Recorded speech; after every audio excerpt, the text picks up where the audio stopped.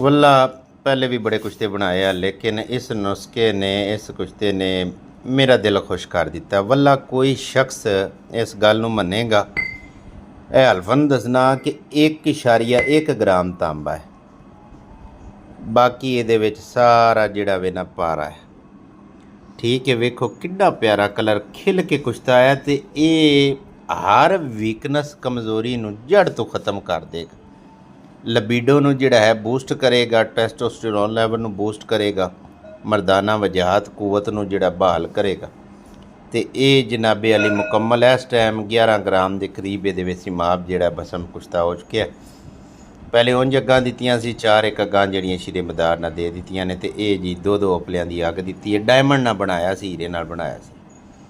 इहदियां शुरू दी वीडियो भी शायद इत्थे अपने पेज ते आउण। दुआवां दी दरखास्त, 1 चावल मिकदारे खुराक है, तो 7 1 चावल काफ़ी ने जी। दुआवां दी दरखास्त हकीम अली फैसल।